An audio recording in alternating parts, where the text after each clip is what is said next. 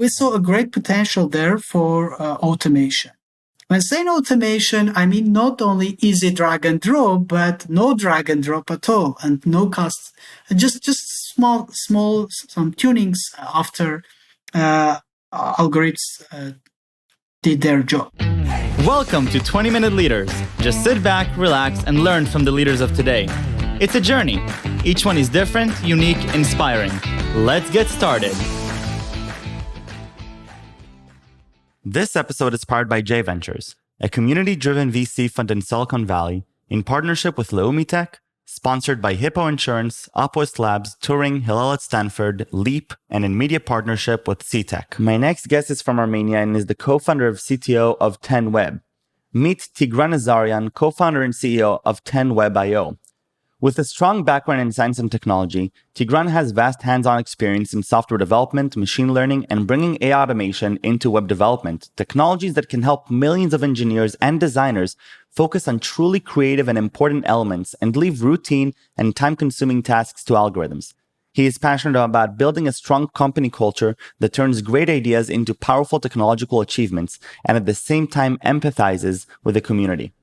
With the vision of automation, he puts his best to lead 10Web's team of 70 professionals on the way to become a unicorn. Tigran Nazaryan, welcome to 20-Minute Leaders all the way from Armenia. How are you doing? Hi, Michael. Thank you very much for your invitation. It's my pleasure to be here, your guest. I'm fine and very happy to be here. Thank you very, very much for being here. I believe you're my first guest from Armenia. This is really exciting. I'm becoming global. I feel it and I'm excited about it. I'm excited to talk about your journey, both in academia from there, but also with what you're doing with 10Web.io, bringing AI automation to web development, leading over 70 engineers. And, the world of engineering has changed a lot in the last decade or so, particularly in the last few years, both in terms of outsourcing, but also in terms of, just the great engineering work that is being done across the world in all sorts of places.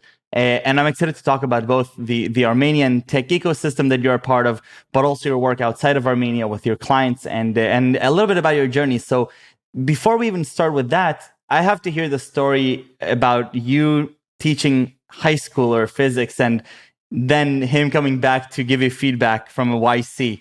Tell me a little bit about it. Oh, that's interesting.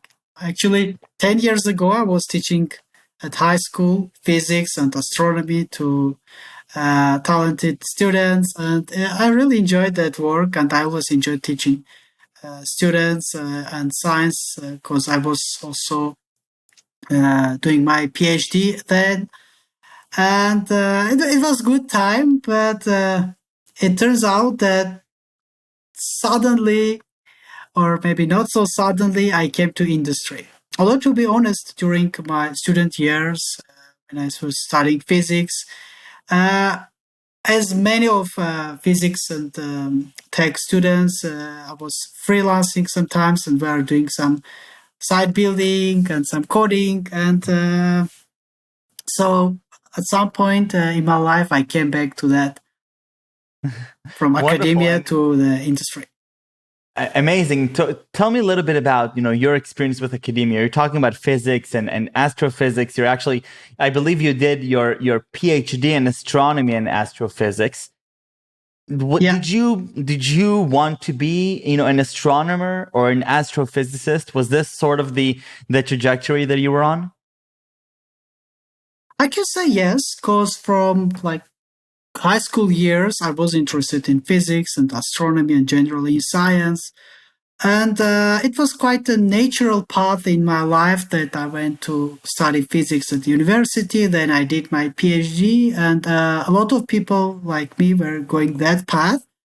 And I really enjoyed it. And it was really cool because from childhood, I was interested in research, and perhaps this is kind of a way of thinking then when you want to explore the world around you, and it was quite natural for me.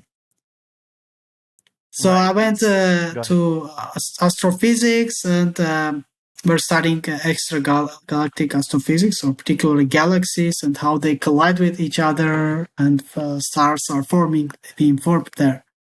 Wonderful. And so, fast forward a little bit, you go into the world of engineering, and today you're leading over 70 engineers. What happened? What was the shift? And I'd love to also hear a little bit about the Armenian tech ecosystem that you grew up in, right? Because you did your PhD in Armenia and you transitioned into tech also there. Tell me a little bit about what's happening in the tech ecosystem and how you found your place within that. Yeah, that's a great question. And I think to some extent we can apply it to other countries as well. We see a lot of people going from academia to industry. And I think generally that academia has a kind of crisis there because too many people are doing PhDs, but there are too few positions. And a lot of people end up being going to software development or machine learning or kind of engineering. And in Armenia, we have a emerging, I would say, ecosystem of startups and IT community, which grows pretty fast with 20% year-over-year growth. So it's a 3 million country, and I think more than 20,000 people or even more are involved in this sector of economics, the IT. So I would compare perhaps this to what was in Israel perhaps 20 or 30 years ago. And so now it's completely different picture, yeah? Are you seeing more people, in engineering positions? Do you see more entrepreneurs coming out of Romania? What's actually been happening there? We see people not only creating technologies and doing some coding. It was like 10 years ago mostly. Back then, more companies were doing outsourcing. But now we can see more and more companies creating their own products, and companies which are going global right from the start. So they have global direction. They start from being just global company. They focus on global customers. And this enables fast growth for them. Because if you have in a small country with several million people, you cannot focus on internal market for most of IT companies, and it's actually a benefit when you start global and not switch to global after some time. So fast forward to 10web.io, co-founder, today's CEO, more than 7 engineers. What is 10web.io? What do you do there? Yeah, this is automated WordPress platform we started to build 4 years ago in 2017. It's live. You can try how it works. There are a few components there, including hosting, site building with artificial intelligence, automatic optimization and migration, and maintenance or management of websites. So this is whole platform for people who are creating websites for themselves, and also for people whose job is to create websites for others like agencies and freelancers. So take me back a little bit. WordPress has been around for a long time, and we have emerging no-code tools or little code tools like Wix and others. Yeah. What is the pain that you're observing a few years ago when you started 10web.io? What is the big pain point that you realize that it says, wow, like we have a gap here that we can use AI automations for migrations and for better website building experiences? Yeah, that's great question. We see a lot of low-code or no-code site builders popping up now, but WordPress was created around 15 years ago. Wow. And to some extent, it solved the problem of no coding or less coding. Back then, there was no such hype with no code. But and when we started the working great company, first we created plugins. We were doing plugins development for WordPress, and we had a lot of customers, around 1 million of customers, and our plugins were popular, and they are popular up to now. But we saw that there is a kind of gap in user experience with WordPress. Although WordPress is really very powerful, it's flexible, it's open source, and has all these benefits, but compared to other platforms like Wix or Webflow, it's a little bit complicated. And it's also fragmented because WordPress is one part, and plugins, for each plugin you find different vendor, you get hosting for third-party vendor, etc. So there is a lot of stuff to do manually, to combine all of them, to set up them, and just to create a site building experience. It's to some extent it's automated with drag and drop site builders like Elementor, which is a really cool Israel company, and there are others like Elementor, like they're a category of site builder plugins. But we see that this work is being done manually. So we saw a great potential there for automation. When saying automation, I mean not only easy drag and drop, but no drag and drop at all, and no cost, just small some tunings after algorithms did their job. And we think the automation is the future of web development, kind of holy grail of web development. Right. So I'm trying to picture, what circumstances could allow you to understand this pain point.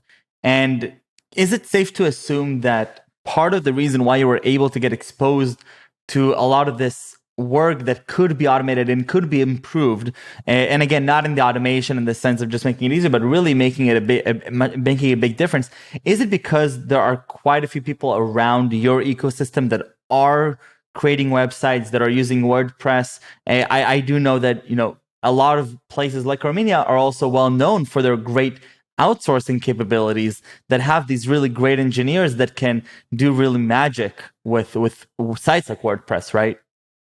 Yeah, I would say also that, but we saw that like pain point by taking a look at our customers' experiences with plugin customers, and not only there are millions of people using plugins and doing WordPress development, and this is mostly manual work, taking a lot of time. And we saw during this 6 or more years of our experience that we can do something there. And the automation should be not only kind of a single service, but be a part of a whole platform and to provide holistic experience. This is what WordPress also misses. Right. And so today you're leading over 70 engineers. What is sort of the grand vision of what you're building? When you wake up and you say 10Web.io, as the CEO, as the co-founder, where is this going? What is the grand vision here? Yeah, I would say this is the same automation. But we think of few years ahead, perhaps in the future, building websites to be as easy as just drinking a cup of coffee. You do nothing. You just enable. It works. You just enable with kind of some small kind of input what you want to approximately. Because very often we want to have like websites, or we're gonna describe this in when talking to each other. Yes, like I want to have single landing page, one contact page, one page about the company with few sections, and in these colors and like this. And we think that this is first, every person should be able to create website, and we think that also open source is a crucial point there. Websites should be open source and not locked in platforms from which you cannot export your data, or you have some limitations. And where are most of the clients coming from? So most of the people that you're working with, where geographically are they from? They're quite dispersed across the world. We would focus on the US customers, but it doesn't work that way. We focus on US customers, but a lot of people from Europe, from Asia, South America are coming. Are there interesting insights that you have from working with, I'm guessing, a lot of customers that as you do this at scale, do you notice any patterns either in the efficiency of the work or things that really make a difference in whether a project will be successful or not? Because like you're mentioning, a big trend that we have, not only, outsourcing is just the big buzzword or term for this, but it's really the idea that today almost every person wants a website. Every business definitely needs a website. The ability for every person who needs a website to build a website is very limited. And there you have, phenomenal tools like company like 10web.io that can help improve that. What interesting things have you been observing? Perhaps I would mention the increasing complexity of websites and web applications, and even browsers. 30 years ago, web pages were just static documents with a kind of markup which was semantic. But now we see that it's not kind of document, but it's whole application inside single web page. And they are going extremely complex and a lot of integrations with third-party services, with backend, with a lot of technology stack is really complex. So the learning curve for web development is going like this now, and we see the two different kind of front-end development, back-end development, separation of areas of expertise. So that was not perhaps what web was being thought about several decades ago. Now it's quite difficult to create a website and to have a good production website. I mean, to optimize it, to take care about search engine optimization, payments, a lot of integrations. Yeah, we want to make people's experience as smooth and easy as possible with all this complexity. And so I'm guessing that a big part of dealing with this complexity, a big challenge that is being introduced here is the ability to be updated with what's happening. Every day you have new plugins, every day you have new integrations, every day, even shifting in trends in what customers are asking for, what types of features they want. And all of a sudden you see somebody has a feature, you want that same feature. How do you maintain, the high professionalism of a group that needs to be knowledgeable and be efficient and produce quickly? Yeah, that's really a hard question. First thing, you cannot do it alone. You need to share this and ownership of being up to date with the team. So every person in the team should have a responsibility to be up to date and to share the new knowledge with others. And this is what we do. We have several processes internally when engineers discuss with each other new technologies. They share their experience across teams, not only in a single team. And I think this is a crucial part of having good engineering team. And we have such engineering team. I'm proud of them. That's amazing. And so now you're 70 people. And, I'm asking now about you, Tigran. You're an astrophysicist by training, not just with a bachelor's or master's, but with a PhD. You're obviously a phenomenal thinker and a great entrepreneur. If you think about your trajectory, are you surprised at where you are today, whether it's in terms of, the things you're working on or the place that you're at? Is anything surprising to you about the journey that you're on? Yes, I would never imagine even 5 years ago to do the job I'm doing right now. But I'm open to challenge myself, and I'm not afraid to go out of my comfort zone. And the internal curiosity I have, it's something internal. I have such curiosity in every field. Few years ago, I had it more in the science than in engineering, and now in business.